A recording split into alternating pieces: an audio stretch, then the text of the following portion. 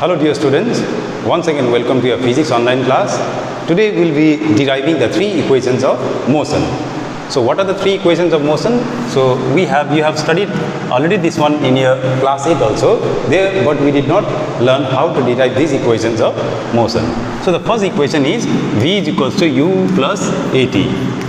The second equation is S is equals to UT plus half of AT square. And the third equation is V square is equals to U square plus 2AS. Okay, so these are the three equations of motion for a body moving with a uniform velocity. So what is U, V, A, T, S here is U is the initial velocity. So what is U? U is the initial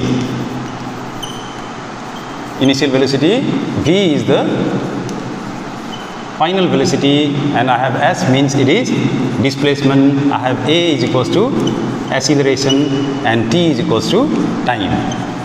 So we consider a body moving with a initial velocity U such that after a time T it attains a velocity of V.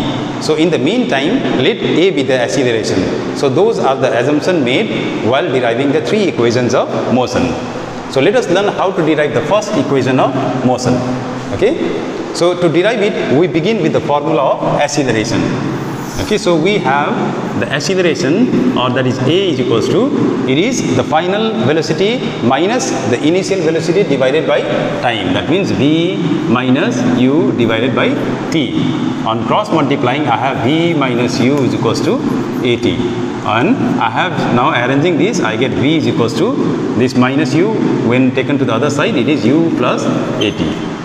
So it's very simple to derive the first equation of motion. So now coming to the second equation of motion, we start with the formula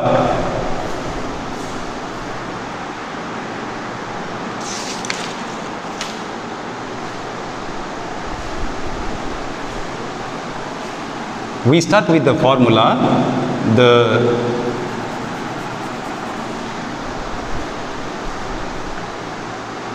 distance average velocity into time.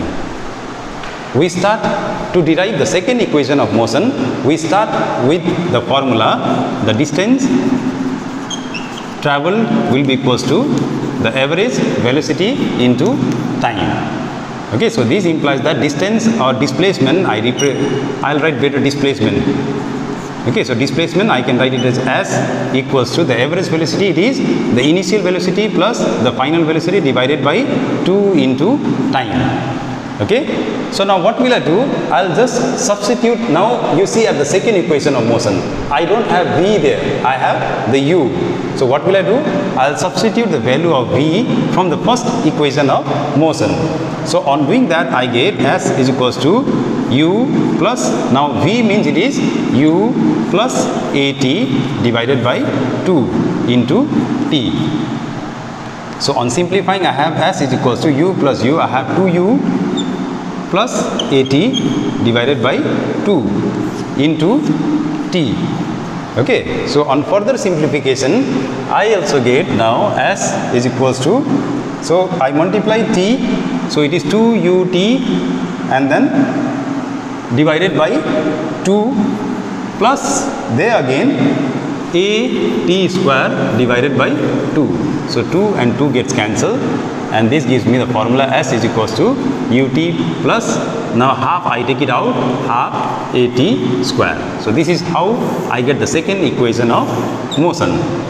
Okay, so now finally I have the third, that is the V square equals to U square plus 2AS. So to derive the third equation of motion, again I begin with the formula, the same formula, the displacement is equals to average velocity into time. Okay, so I get S equals to average velocity, it is U plus V divided by 2 into T. So now to get the third equation of motion, what do you see? We see that in the third equation of motion there is no T. So what will I do? I'll substitute the value of T from the first equation. Okay, now since I have V is equals to U plus AT, so this implies that get the value of T. So T will be equals to V minus U divided by a. So I'll substitute the value there.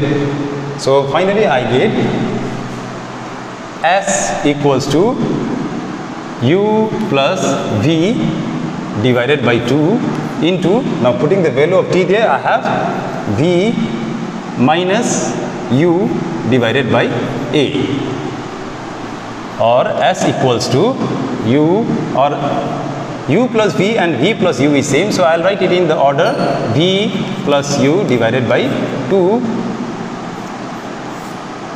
into a and v minus u. So now you can apply the formula a plus b, a minus b. What is the formula? It is a square minus b square. So this implies that S will be equals to v square minus u square divided by 2a. On further simplification, I get v square minus u square is equals to 2as, and finally the formula v square is equals to u square plus 2as. So this is how we get the third equation of motion. So it's very simple if you remember it in a correct sequence. Thank you.